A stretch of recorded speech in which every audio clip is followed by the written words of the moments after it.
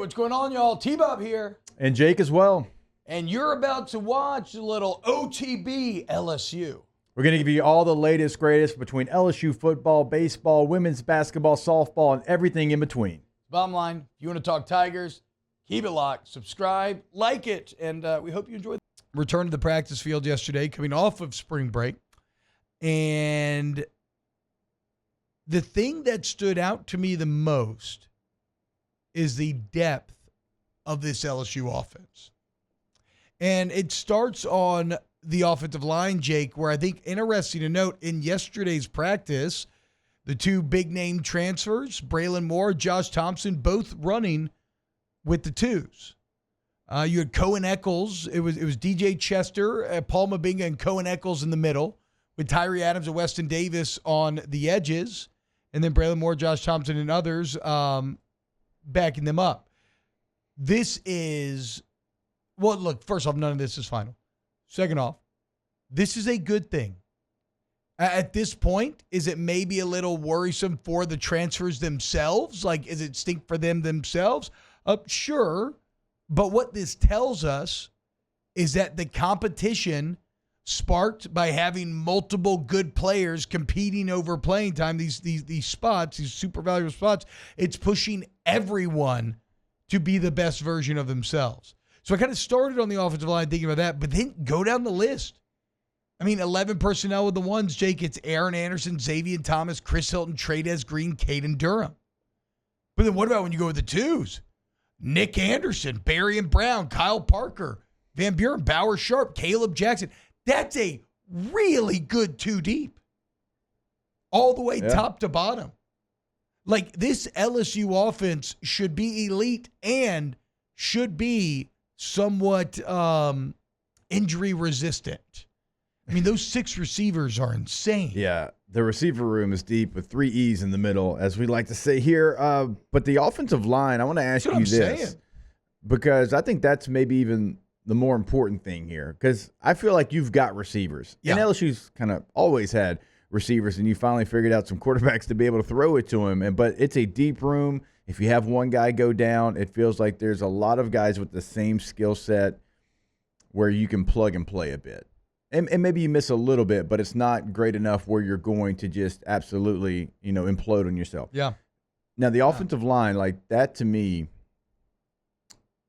does that mean that the people that you recruited have stepped up like they did in the bowl game? Mm-hmm. And they're, saying, hey, I don't care where this guy's coming in from. Like, this is my spot. I was recruited here.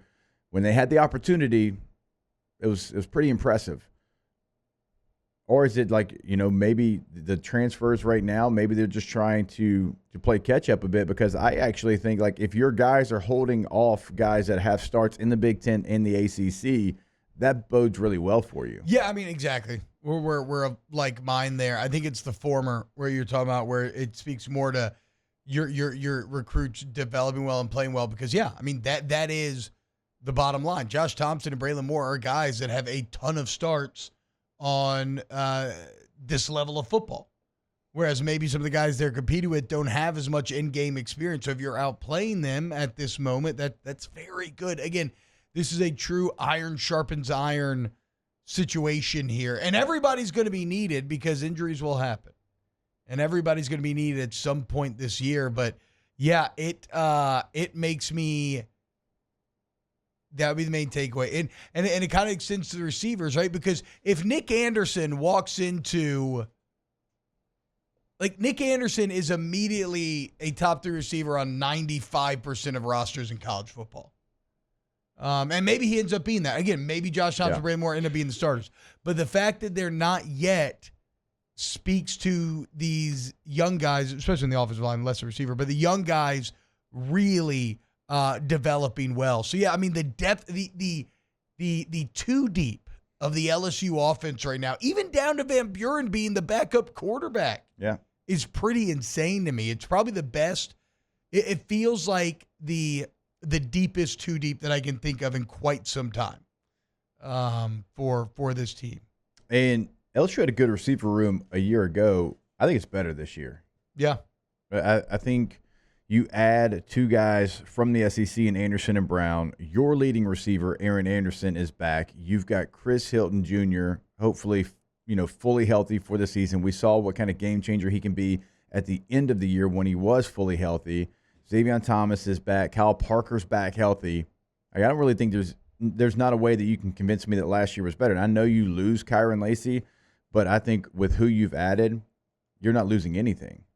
Yeah. And the tight end position is very intriguing because you lose the school's leading tight end of all time in like every category in Mason Taylor, but you've added a couple of bodies from, again, the SEC in Sharp and Green to try to replace one player. And that's okay. Sometimes it takes 2 players to replace one player. So the weapons for Garrett Nussmeier, I think, are better this year overall in their totality. I think the running back position, we talked about that. You've got an older Caden Durham. You've got 2 really good young running backs that are coming in as well. We'll see what happens with Caleb Jackson. I know you lose Josh Williams, which is like steady Eddie. Mm-hmm. Hey, Ish is hitting the fan. Put him in there. He's going to make sure it goes right. But if this offensive line can give you what last year's gave you, and that's tough. I mean, we're talking about you maybe be a bit better running ball. You're going to be a bit worse at pass blocking. Right. So if that can even itself out, this offense was really good a year ago. 6th overall, I think, in passing offense a year ago. If you can get the rushing numbers up and you still stay in the top 15 in passing, it's going to be a better offense than it was a year ago. On paper, I feel very comfortable saying this appears to be a championship caliber offense, which means it is going to be up to Whit Weeks and the defense to restore the pride of LSU defense, restore some of the intimidation factor that has been missing for far too long. Like, I still like the roster defensively, but there's way more question marks and way less proven than what you're bringing to bear on the offensive side of the ball. But good for the defense, because getting to practice against this offense every day, again, iron sharpens iron. It's going to make you much, much better. Maybe like tomorrow we'll explore, do the opposite conversation for the defensive side of the ball. Yeah, because I think, I'm getting excited about the potential of what this offense can be. Yeah, me too. And again, we don't even talk about it being Nussmeier's second year a lot.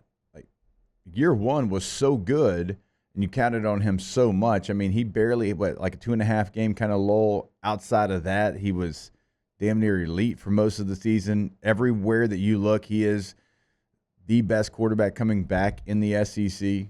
You know what's crazy? Well, 2 things. First, look at the jump that Jaden and Joe made. So if Nuss makes the equivalent jump, he's going to throw over 8,000 yards. That's tight. No, I'm just kidding. But you know what's crazy for real?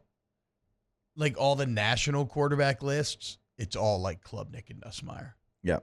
And it's going to be game 1 out the gates, 2 very complete teams that both feel like this is their championship year, doing battle over the title of Death Valley.